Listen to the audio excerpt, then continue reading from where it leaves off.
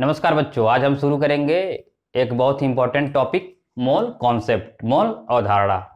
तो आइए देखते हैं मोल अवधारणा होता क्या है। तो सबसे पहले हम बात किसकी करेंगे? मोल की। मोल क्या होता है? मोल क्या होता है? जैसे अगर हम मार्केट जाते हैं, अगर हमको क्या खरीदना हो, 1 दर्जन पेंसिल खरीदना हो। अगर 1 दर्जन तुमको क्या लेना हो, 1 दर्जन क्या लेना हो? पेंसिल। 1 दर्जन अगर तुम पेंसिल खरीदते हो तो कितने पेंसिल मिलेंगे? 12 पेंसिल मिलेंगे। मार्केट जाते हो, 1 दर्जन पेंसिल खरीदते हो, 12 पेंसिल। 1 दर्जन साइकिल खरीदोगे तो 12 साइकिल। 1 दर्जन केला लोगे तो 12 केले। उसी तरीके से मोल भी क्या है? जिस तरीके से दर्जन क्या है, यहाँ पर एक नंबर है। दर्जन क्या है? एक नंबर है। उसी तरीके से मोल भी क्या है? एक नंबर है। तो मोल क्या है? मोल एक नंबर है। मोल एक नंबर है। जैसे दर्जन क्या है? दर्जन भी एक नंबर है। 1 दर्जन में कितने नंबर होते हैं? 12 नंबर होते हैं। उसी तरीके से एक मोल में कितना संख्या होता है? एक मोल बराबर होता है किसके? 6.022 10 के पावर 23 इकाई। जिस तरीके से 1 दर्जन में 12 इकाई होते हैं, उसी तरीके से एक मोल में कितने इकाई होते हैं? 6.022 इंटू 10 के पावर 23 इकाई होते हैं। तो मोल क्या है? मोल एक नंबर है। मोल का इस्तेमाल हम किस में करते हैं? केमिस्ट्री में करते हैं। मोल का इस्तेमाल किस में करते हैं? केमिस्ट्री में करते हैं।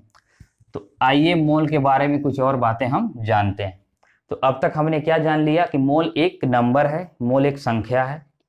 एक मोल बराबर होता है 6.022 10 के पावर 23 इकाई के। इसी नंबर को हम क्या बोलते हैं? अवोगाद्रो संख्या बोलते हैं। इसको हम क्या बोलते हैं? अवोगाद्रो संख्या बोलते हैं। और इसको दिखाते किससे हैं? एन से। तो एक मोल कितने बराबर होता है? एन के बराबर होता है। और अवोगाद्रो संख्या बराबर किसके होता है? 6.022 इंटू 10 के पावर 23 इकाई के बराबर होता है। तो आइए बात करते हैं मोल को कैसे कैलकुलेट करेंगे। मोल निकालने के हमारे पास कितने फार्मूले हैं? 2 फार्मूले हैं। तो पहले फार्मूले की बात करते हैं, मोलों की संख्या। मोलों की संख्या। मोलों की संख्या निकालने के लिए क्या करोगे? एक हम फार्मूला हमको है, क्या दिया हुआ होगा? दिया गया द्रव्यमान, दिया गया द्रव्यमान अपन मोलर द्रव्यमान। दिया गया द्रव्यमान अपन मोलर द्रव्यमान।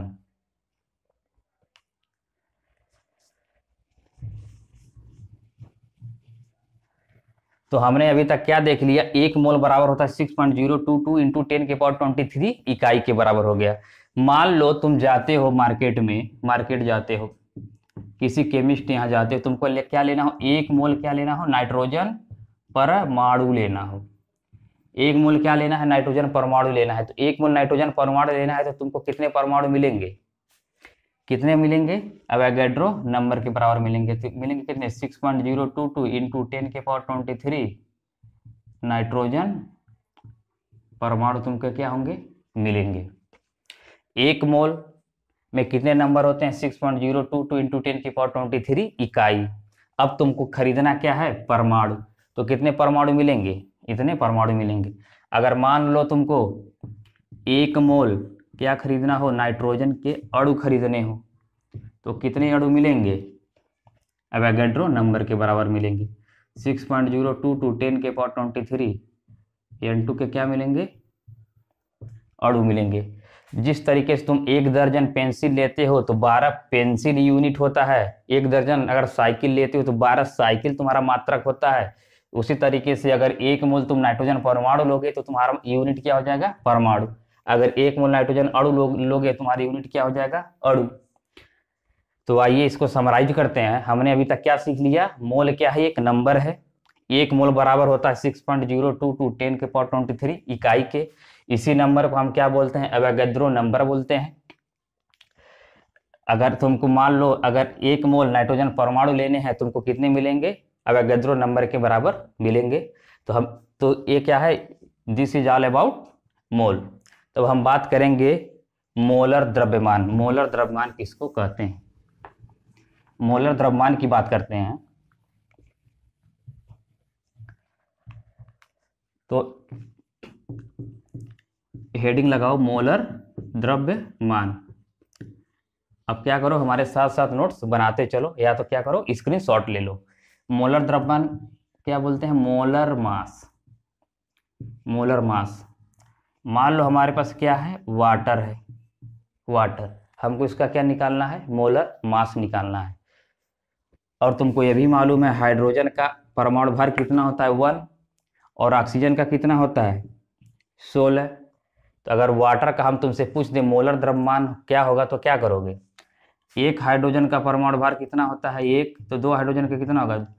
2 × 1 प्लस ऑक्सीजन का कितना होता है? 16, तो 2 × 1 + 16, तो कितना हो जाएगा? 18 ग्राम हो गया। तो मोलर द्रव्यमान क्या है? किसी यौगिक का मोलर द्रव्यमान, लिख लो, किसी यौगिक का मोलर द्रव्यमान, मोलर द्रव्यमान उस यौगिक में उपस्थित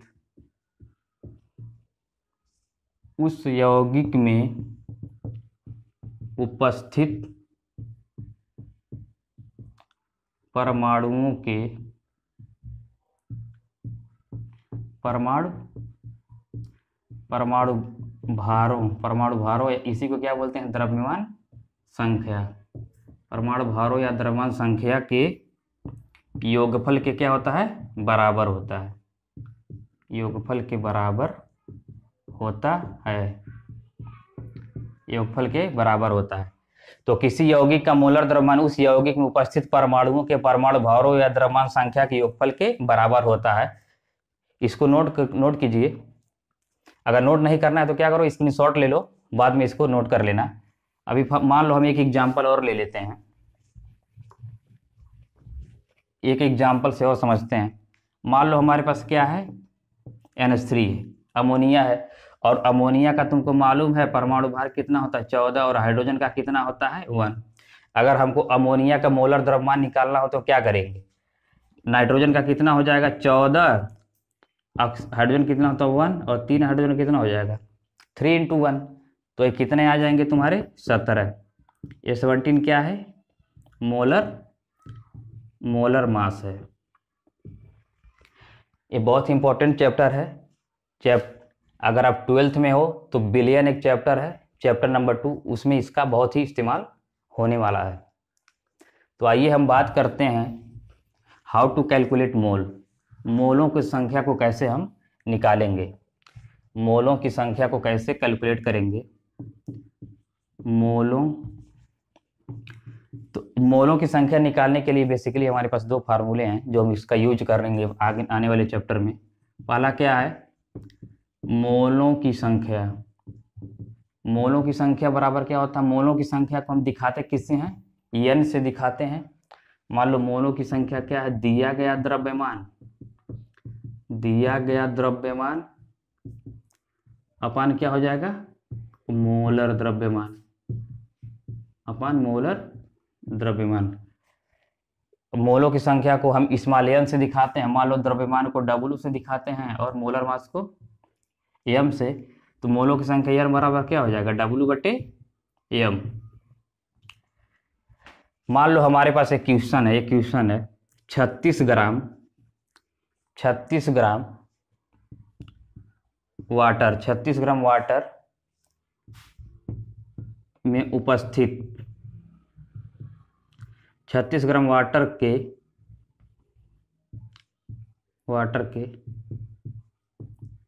मोलों की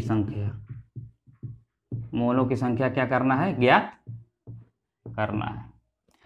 तो तुमको क्या दिया गया द्रव्यमान तुम्हारे पास कितना है? 36 है। तो क्या करोगे? n बराबर क्या हो जाएगा? दिया गया द्रव्यमान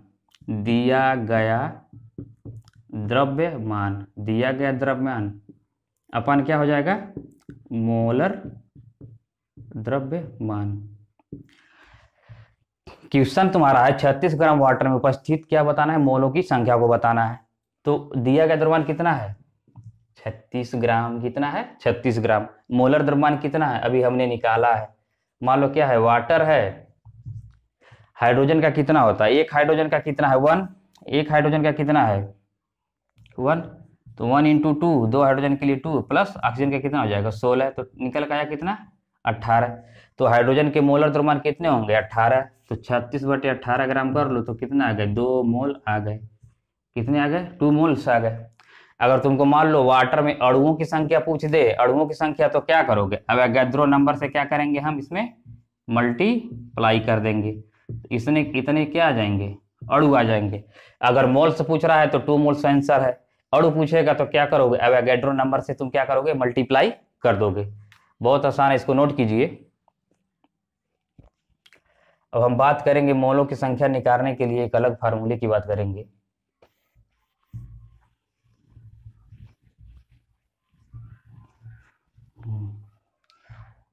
तो फार्मूला नंबर 2 क्या है, मोलों की संख्या, मोलों की संख्या दिया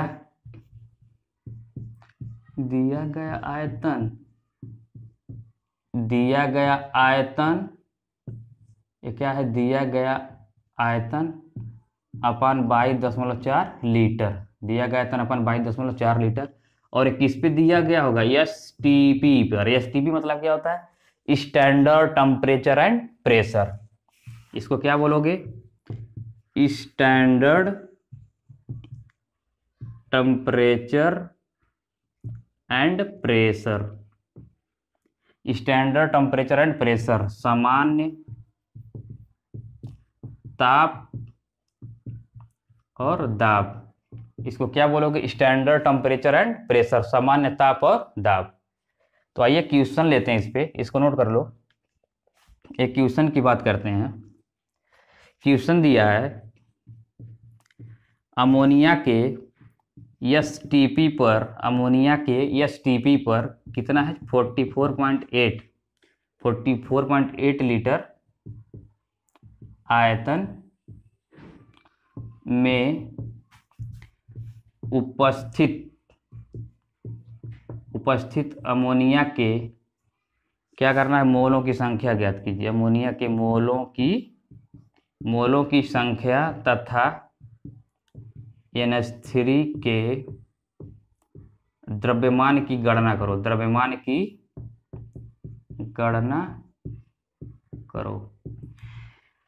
क्वेश्चन में क्या पूछा है, क्या दिया है 44.8 लीटर क्या आयतन दिया है, तुमको निकालना क्या है अमोनिया के मोलों की संख्या निकालना है तथा अमोनिया के द्रव्यमान की गणना करना है। तो हमको क्या मालूम है मोलों की संख्या बराबर क्या होता है दिया गया आयतन अपन 22.4 लीटर। तो क्या करो सीधे फार्मूले का इस्तेमाल करेंगे हम। हमारे पास फार्मूला क्या है मोलों की संख्या n बराबर दिया गया आयतन अपन 22.4 लीटर, यहाँ पे दिया गया आयतन कितना है 44.8 लीटर। तो क्या करेंगे जस्ट फार्मूले में क्या करो वैल्यू को पुट कर दो 22.4 लीटर, कितने मोल आ जाएंगे 2 मोल्स। तो NH3 के STP में 44.8 लीटर में कितने मोल उपस्थित हैं अमोनिया के 2 मोल उपस्थित हैं। और हमको क्वेश्चन में हमसे और क्या पूछता है NH3 के द्रव्यमान की गणना करना है। अभी हमने क्या पढ़ा है इसको मिटाते हैं। अभी हमने पढ़ा है मोलों की संख्या बराबर क्या होता है दिया गया द्रव्यमान, एक फार्मूला और पढ़े हो मोलों की संख्या बराबर क्या होगा दिया गया द्रव्यमान, दिया गया द्रव्यमान बटे क्या होगा दिया गया द्रव्यमान अपन मोलर द्रव्यमान, दिया गया द्रव्यमान अपन मोलर द्रव्यमान। तो दिया गया द्रव्यमान कितना है इसी को हमको निकालना, उसको क्या मान लो x। और NH3 के मोलों का द्रव्यमान कितना है मोलर द्रव्यमान, अमोनिया के मोलर द्रव्यमान क्या होंगे NH3, N का कितना होता है परमाणु भार 14, हाइड्रोजन का कितना होता है 1, तो इसका मोलर द्रव्यमान कितना निकलेगा 14 + 1 × 3 कितने आ गए 17। अमोनिया के मोलर द्रव्यमान कितना आ गया 17। मोलों की संख्या भी निकाले हो कितना आया है 2 रख दो। मोलर द्रव्यमान अभी हमने कितना निकाल लिया 17, यहाँ पे रख दो 17। तो x बराबर कितना आ गया 2 × 17 कितना आ गया 34 ग्राम। तो अमोनिया का द्रव्यमान कितना है 34 ग्राम है। तो दोस्तों आज के क्लास में इतना ही। अगर आपको वीडियो पसंद आए तो अपने दोस्तों को शेयर कीजिए और चैनल को जरूर सब्सक्राइब कीजिए। अगर आपको कोई भी डाउट हो तो कमेंट सेक्शन में जरूर बताइए, हम उसका आपको जवाब जरूर देंगे। आज के लिए इतना ही, धन्यवाद।